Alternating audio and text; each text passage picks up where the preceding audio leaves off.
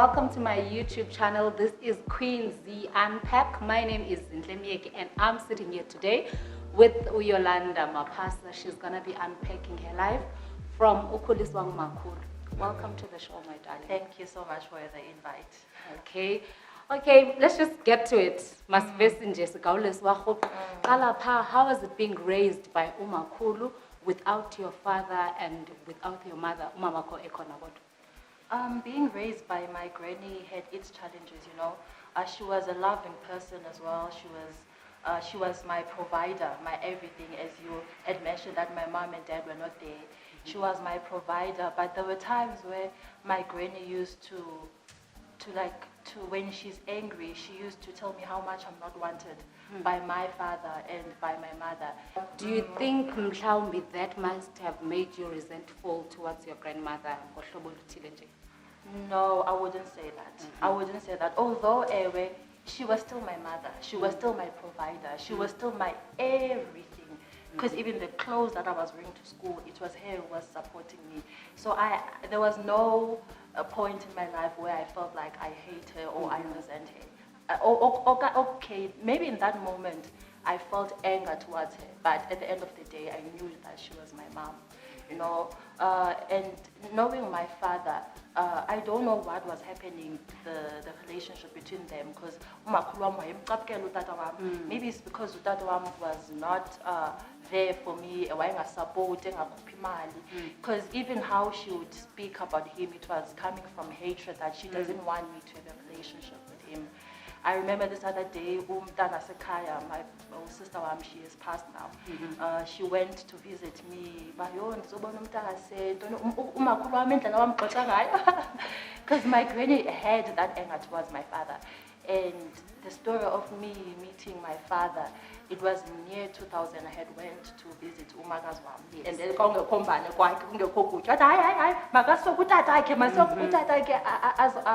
as a contributor. Then that is when I had a relationship with my father. So do you think that mhlawumbi your granny's anger towards your dad might have deprived you especially about in a relationship? It 100% did, because I met my father in year 2000 and 2003 passed. All right, since Umakulu has been that person who was your mother and your father and Ndingacho, do you think maybe as you grew old as the person, you somehow disappointed her? Disappointed her. I'm talking about you fell pregnant. How did that affect Umakulu? Oh, I did disappoint Mama, you know. So when I told her I was pregnant, it was like, yo, a blow. That's why she ended up even one daughter.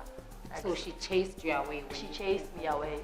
And abanye abantu baza ukuthi, okay, when Umakulu chased you away, why did you not say, Mama, andindawo? There's nowhere I'm going. Ayikho mhlambi ngilale estupini or something like that, so that she will take uzamsizela. But I know my granny. I know she meant it. So I packed my bags and it's not you that I don't want. I don't want the child because I like, she felt like if I do have the child then anzawuphala. Because she would say to me, I want you to go to school. I don't want a child. I want you to go to school. That's what I want. Okay. So yeah, that's so how did you go about the pregnancy journey alone with no one, because you were chased away from home, and your mother, which is the granny, the one you believed in so much, she's the one who actually said, get out, I don't want you and the baby, get out of my house, and you went. Where did you go? What happened during that journey of your pregnancy? In that journey, there was this other two guys. So I contacted them, guys, can you please help me? I want a place to stay and I'm going to study up and down, so I need a place to stay. And that time, Utadwam had passed, I think I was 18 years by now, and when you're 18 years, the monies, they come out from the government, because Utadwam was a principal, so he worked with the education, and then they had money that they put in. So it was that stage where I was going to get a lump sum from that. So and then I told myself that I'm going to rent a place for myself and stay there. And then these two guys, then they came in to help me look for a place. But at that time, there were no places. So one of those guys, a white guy, said, no, you know what, you can come stay with my family. Yeah. And then I went and then I stayed with his family. But even there was a struggle because this guy wanted more than friendship. Yeah. And I felt like I had to give him what he wanted. So he actually took advantage of Oh, your yeah. situation. You know that thing of saying, you don't have anyone. Yeah. I'm the only one for you. So I have to say Payback, jump, sis, and then you payback. ask how high. So that is what I went through there until I decided it was not for me anymore. And I remember my mom came from Venda, to come and help with this situation. And I remember we had a meeting in Kaya on what to do. And The baby, now the baby is here. Yes, no, the baby wasn't there. Yeah. Because in that process, I had met a friend who said that no, my mom is willing to help you. Yeah. So it was after that when I was going to tell my parents that no, I've found someone who will help me.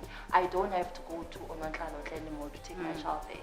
And then we were having this discussion and I was like, but there are other children who have made this mistake as well. Yeah. But in their homes they've been accepted. Why can't I be accepted?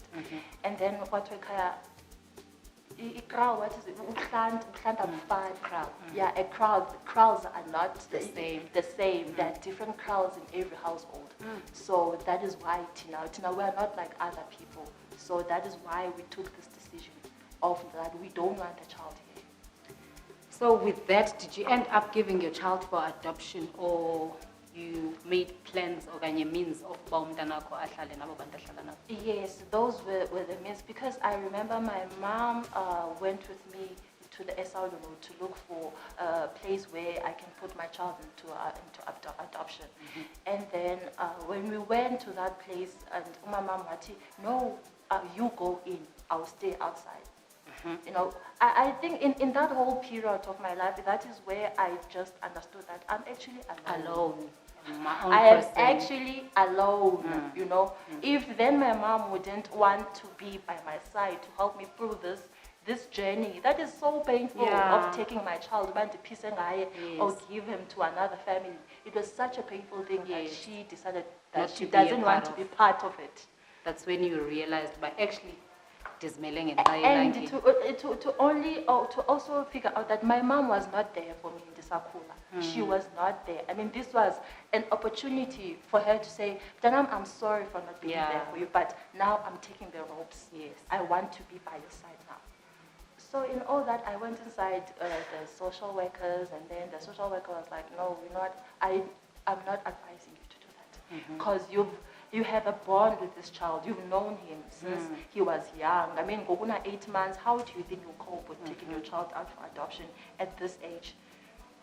So she said, no, I would advise you to find someone who will be able to assist and raise the boy. And maybe you can take him to the person who were helping you. Because those people that were like my family, they helped me raise a small child as a young girl, from scratch until I left, And by God's grace, God did find someone for me who is going to take care of my child. So the child is taken care of Yeah, with the that child, family. yes.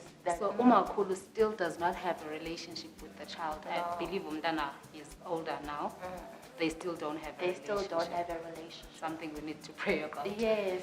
But luckily this year is a year of blessings, to tell you the truth. Yes, there are pandemics and stuff, but at the beginning of the year, I got a call from my mom saying that my granny wants to take my child, to stay with him. And I was so shocked. I mean, that took me by surprise, and I was a bit angry at the like, now that umntana ekhulile, and now that umama is seeing herself as old, like now is the time where she feels like she wants to take the baby. Umntana wami. What can you say you've learned as a person? Like, what did it give you? Like, indlela yokucinga mhlambi and everything. Ufunde ndoni ku relationship yakho nomakhulu wakho nomama wakho futhi?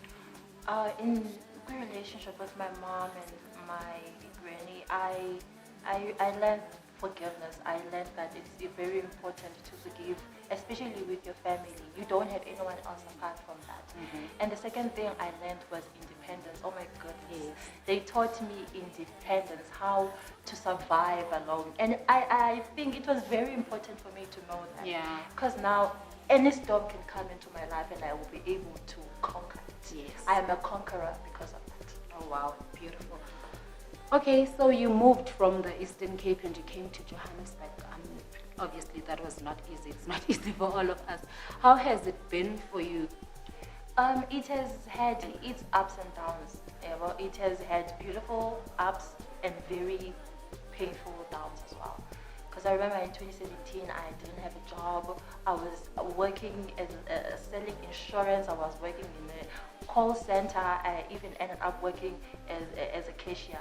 And there's this other particular time in mind that I have now where I went out with a friend of mine, and then in our going out, we met this other guy who was a friend with this girl. Yes. And then we ended up going to her place, and so we had fun, we were eating and stuff, and then in that situation, that guy threatened me, like he threatened me to sleep with him, you know, and then it was so strange because he was so convincing in a fearful way, in a very fearful way. Fear where I thought to myself, there's no other way for me to survive this unless I sleep with this person.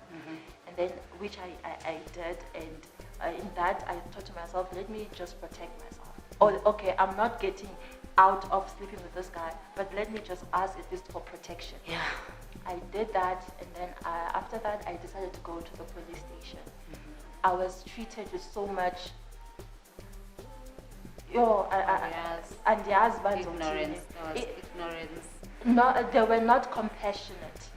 They were not compassionate as to how it is supposed to be with people who come with my story. Yes. Because they were not willing to understand as, okay, you were raped, then why did you not scream? Why did you not, yours pausa, why? Why did you even ask for a condom? Because if then you ask for a condom, it means you are consenting to being raped. Oh my goodness, so you reported the rape, but they said because you asked for a condom, it's not rape. It's not rape. Guys.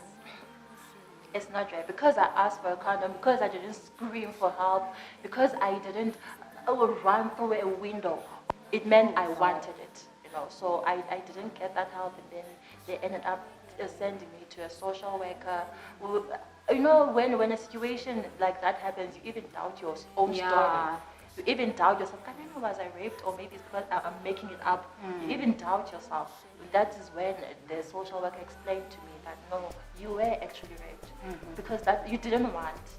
It's because that person instilled fear into your head and into your brain, and you actually started believing it because of how he was instilling it, and you were So. Okay, with that going on, how would you are you over the fact that you were raped, or you're still healing? Is still a process for you? Because okay, you did find professional help by talking to the social worker, I believe, but can you fully say I am healed? Or you don't need help with that field anymore? You can actually be the voice for others. I would say I've healed. You've healed. I have healed. What can you say to someone who's watching us at home now, who's going through the same thing, maybe who has not shared it with anyone? I'd advise them to go to this association. There's that POA association where it helps people who have been abused, women who have been abused. And also in our towns, there are social workers that are working for free who can actually help. She can go to FAMSA maybe, where she can be able to talk to a person that will actually help. Okay guys, we have come to the end of our interview. This is Yolanda Mapasa. For me, she has taught me independence. She's an independent woman. Anything that comes to her life, so you can like, subscribe, comment, and share. This is the end of our interview. I hope that we were able to heal someone who's and watching this thing. Thank you for coming, my friend. Thank you so much. Thank you, darling. Thank you so much, Ramya. Thank you.